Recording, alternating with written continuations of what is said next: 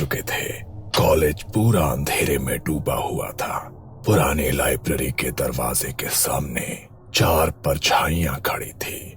दरवाजा खोलते ही सड़ी हुई किताबों की गंध और नमी भरी हवा बाहर आई। ये जगह बहुत समय से बंद है, पर ऐसा लगता है कोई यहाँ आता है। ईएमएफ मीटर अचानक तेज आवाज करने लगा। टिक टिक टिक। सर, ये तो अभी शुरू हुआ है। हाँ, और ये सिर्फ शुरुआत है। कॉलेज के सीनियर्स नए स्टूडेंट्स को समझा रहे थे। एक नियम याद रखना, 3rd फ्लोर वाली लाइब्रेरी के पास मत जाना। दिन में भी नहीं और रात में तो भूल कर भी नहीं। क्यों?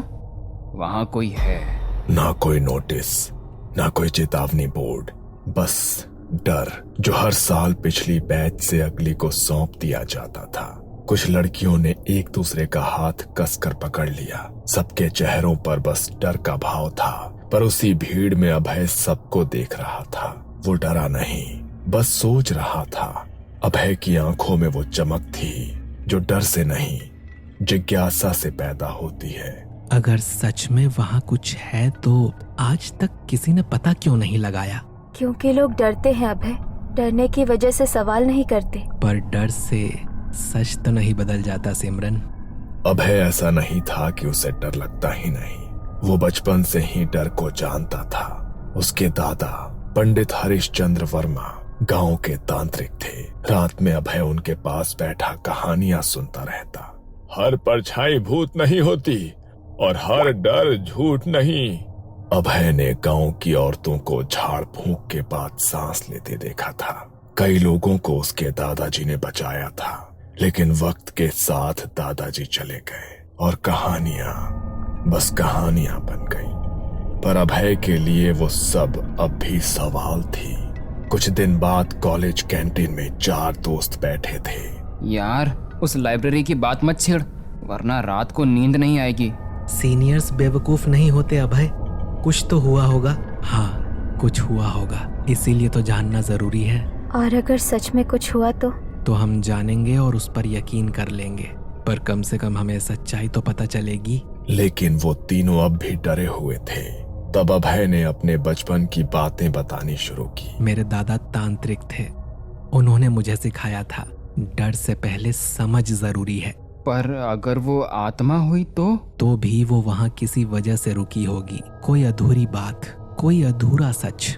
धीरे धीरे तीनों का डर सवालों में बदलने लगा। अगर हम सिर्फ देखने जाएं तो? दिन में नहीं, रात में ही जाना होगा, क्योंकि दिन में हमें वहाँ कोई देख सकता है और हम प्रिंसिपल और टीचर्स की परमिशन लेकर जाएंगे। और वहीं उन्होंने सच पता लगाने का फैसला किया। अगले दिन चारों सीधे कॉलेज के प्रशासनिक भवन पहुंचे। वहां दीवारों पर बीते वर्षों की तस्वीरें, कमरे में कॉलेज के प्रिंसिपल डॉक्टर शर्मा और 2 सीनियर टीचर्स बैठे थे। हाँ बोलिए, क्या बात है? सर, हम 3rd फ्लोर वाली लाइब्रेरी के बारे में बात करना चाहते हैं। वही लाइब्रेरी? सर, कॉलेज में पहले से डर फैला हुआ है। हर साल सीनियर्स नए स्टूडेंट्स को डराते हैं।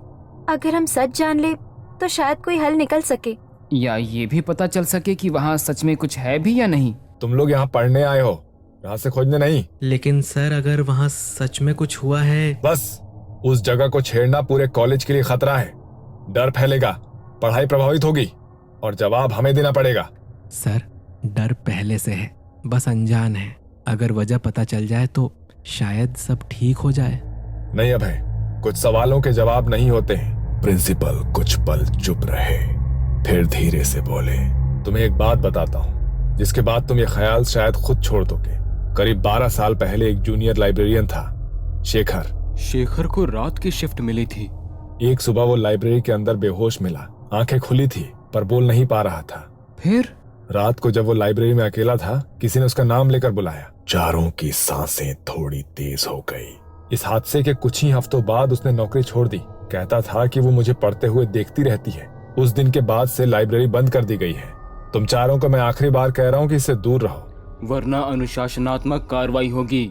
चारों चुपचाप कमरे से बाहर निकले। अब क्या? अब हम वो करेंगे जो हमें करना है। अगर कॉलेज मना कर रहा है तो सच्चाई चुपके से सामने लाई जाएगी। कॉलेज की मनाही के कुछ ही दिनों बाद एक रात जब पूरा कैंपस सो चुका था, एक काली कार कॉलेज के पिछले गेट पर रुकी। कार से उतरे डॉक्टर सिद्धार्थ मेहता। लाइब्रेरी यही है? हाँ सर, जिस जगह से सब डरते हैं। तो फिर डर को काम पर लगाते हैं। पांचों लाइब्रेरी की तरफ बढ़े। लाइब्रेरी का दरवाजा कई सालों बाद खुला। अंदर धूल, सड़न की बू और बंद हवा। यहाँ तो सांस लेना भी भारी लग रहा है। जहाँ सांस भारी लगे वहाँ कुछ दबा हुआ होता है। डॉक्टर सिद्धार्थ ने एक एक करके अपने यंत्र निकाले। EMF meter, thermal sensor, digital recorder, night camera, मोमबत्तियां और नमक। हमारे अलावा कोई भी आवाज होगी वो रिकॉर्ड होगी। पहली रात जैसे ही ईएमएफ मीटर ऑन हुआ, बीप बीप बीप, मीटर की सुई अचानक ऊपर गई। सर, अभी तो कोई वायर भी नहीं है यहाँ। बिल्कुल, यही हमें देखना है। अचानक लाइब्रेरी की ट्यूबलाइट जली और 1 सेकंड में बुझ गई। अमन ने टॉर्च जलाई पर वो भी डिम होकर बुझ गई। मेरी टॉर्च बाहर तो चल रही थी। कुछ जगहें रोशनी बर्दाश्त नहीं करती। उस रात वो ज्यादा समय तक वहां नहीं रुक सके। सुबह होने से पहले उन्हें लाइब्रेरी से बाहर निकलना पड़ा। दूसरी रात डर तैयार था, कैमरे सेट थे, रिकॉर्डर ऑन था। तभी एक किताब अचानक शेल्फ से गिरी, फिर दूसरी, फिर तीसरी। ये किताबें कैसे गिरी? रोहन ने मोबाइल निकाला पर मोबाइल में बस 20% बैटरी बची थी और वो भी कुछ ही मिनटों में 0% हो गई। सभी के फोन बंद हो गए। इसी बात का डर था, ऊर्जा खींची जा रही है। रिकॉर्डर चल रहा था। अचानक कुछ फुसफुसाहट रिकॉर्डर पर आने लगी। कुछ साफ सुनाई नहीं दे रहा था। सबकी रीढ़ में ठंड दौड़ गई। अब निकलने का समय हो चुका था। सर, वो आवाज हमारी नहीं है। तीसरी रात कुछ बदल गया। जब वो लाइब्रेरी के पास गए तब दरवाजा खुला था। वो अंदर घुसे तो लाइब्रेरी में सब चीजें बिखरी पड़ी थी। टेबल, कुर्सियां, किताबें सब जमीन पर पड़ी थी। सिद्धार्थ ने ईएमएफ मीटर और रिकॉर्डर सेट किया पर आज दोनों यंत्रों में ज्यादा हलचल थी। इसके अलावा पांचों को ऐसा महसूस हो रहा था कि कोई आसपास घूम रहा है। उन्हें ठंडी हवा लग रही थी और उनके रोंगटे खड़े हो रहे थे। ये आत्मा आज कुछ ज्यादा ही सक्रिय हो गई है। वो हमें उसकी मौजूदगी बता रही है। मतलब? तीसरे दिन वो वहां ज्यादा देर तक रुक नहीं पाए। अगले दिन से कॉलेज में अजीब होने लगा। क्लासरूम में आखिरी बेंच पर कोई बैठा दिखा। वॉशरूम में बंद दरवाजे के पीछे किसी के चलने की आवाज हुई। कैंपस में रात को किसी लड़की की रोने जैसी आवाजें आने लगी।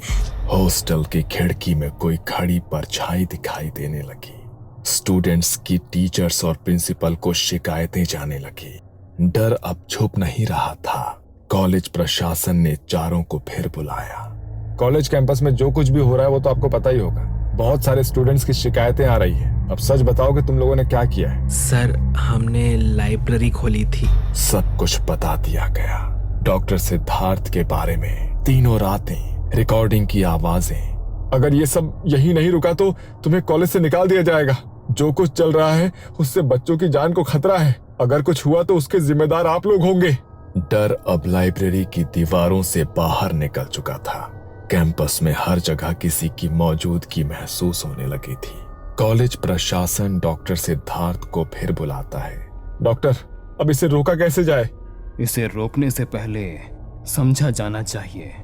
मुझे एक तांत्रिक के बारे में पता है, सत्यदेव बाबा। अगर कोई इस आत्मा की सच्चाई जान सकता है तो वही है।